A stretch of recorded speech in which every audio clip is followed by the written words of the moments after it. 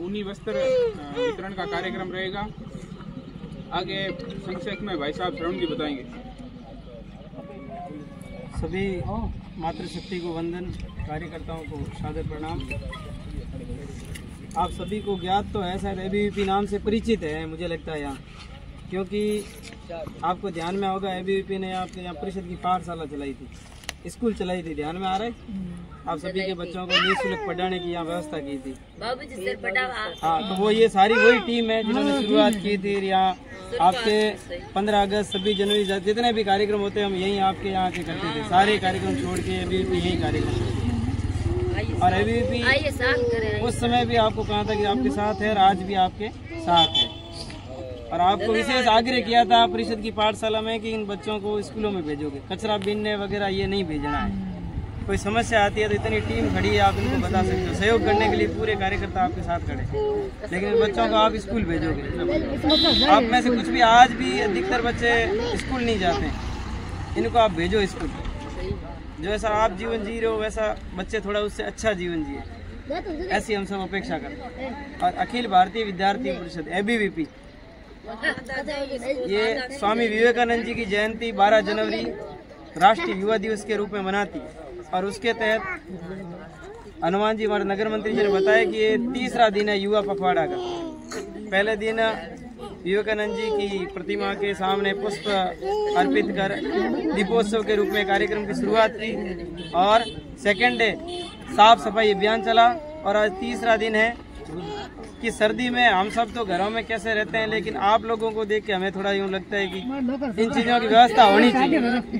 तो कार्यकर्ताओं ने ये आप ये मत समझना कि कोई हमें दान देने आया है, ये हम सब एक परिवार के हैं, सहयोग करने आए हैं। आपसे एक ही सब परिवार है, एक दूसरे को सहयोग करना अपनी हिंदू संस्कृति में रिवाज है। तो ये कोई दान मत समझना आप भी, ये आप यूँ समझना हमारे परिवार वाले ही है, हमने उनसे लिया है और हम उनको देते रहते हैं, एक ही परिवार के लोग हैं, ऐसा ही समझना चाहिए। इसके बाद हम एक और आग्रह आपसे कर रहे हैं, कल नहीं परसों 16 तारीख को हमारे एक और नया कार्यक्रम है, नेकी की दीवार।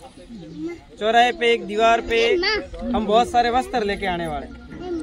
हो सकता है लोग पहनते नहीं हो, पहनना छोड़ दिए, नए नए वस्त्र है, ढंग के वस्त्र है, तो हम एक दीवार पे वहाँ एक रस्सी बंधी हुई होगी, वहाँ सारे वस्त्र उपलब्ध रहेंगे। जिनके पास एक्स्ट्रा वस्त्र है, यानी ज्यादा है, मेरे पास मान लो 5 जोड़ी है, मैं 3 जोड़ी मेरे है, 2 जोड़ी को मैं एक्स्ट्रा क्यों रखूं, तो मैं वहाँ रख के जाऊं। और जिसको आवश्यकता है, जिनको जरूरत है, वो वहाँ से ले सकते हैं।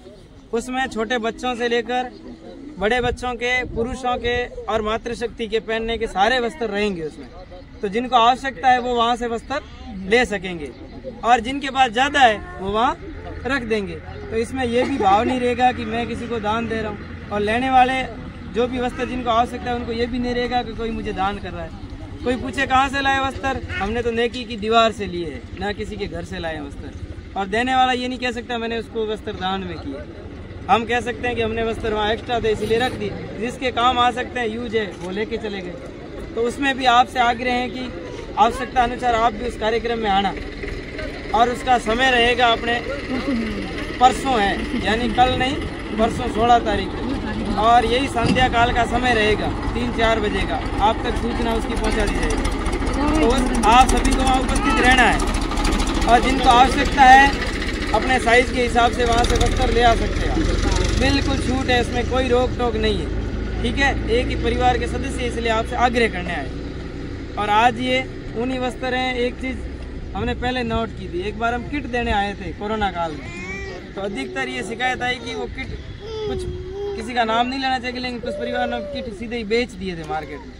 ऐसी चीज अपने नहीं हो, ये वस्त्र आपके ओढ़ने के काम है, सर्दी से बचने के काम, इसीलिए इनको यूज में लेना है, इनको आगे नहीं देना है। ये आपके लिए है, आप ही प्रयोग में लेना है, इसको आगे नहीं देना है। हम आपको पैसे भी दे सकते हैं, इसीलिए कह रहे हैं कि आपके काम के लिए देने को सारे कार्यकर्ता पैसे भी दे सकते हैं। लेकिन एक कंप्लेंट मैंने आपको उसमें भी बताई थी परिषद की पाठशाला में भी, कि पैसों से अपने परिवार के सदस्य शराब के नशे में धुत होते जा रहे हैं। परिवार की क्या दशा हो रही है हम सब जानते हैं, इसीलिए अपने परिवार में कोई नशा करता है तो आप भी, आपसे हाथ जोड़ के आग्रह है, नशा को छुड़ाने का प्रयास करिए। अगर आपको कहीं कोई समस्या आ रही है नशा छोड़ने में, कोई तकलीफ आ रही है जीवन यापन में, तो आप सबसे आग्रह है कि टीम को आप उनको सूचना करिए, आपके हर समय आपके साथ। और अब आप से आग्रह परिवार वाइज, जैसे जैसे आपके परिवार साथ में रहते हैं वैसे वैसे वस्त्र लीजिए, ताकि आप सबके परिवारों में भी वस्त्र पहुंचे। इतना ही आपके श्री चरणों में वंदन करते हुए वाणी को विराम देते। वंदे वंदे विद्यार्थी परिषद जिंदाबाद, विद्यार्थी परिषद जिंदाबाद, भारत माता की वंदे वंदे जिंदाबाद, जिंदाबाद। स्वामी जी का क्या संदेश? भारत देश। स्वामी जी का क्या संदेश? भारत देश।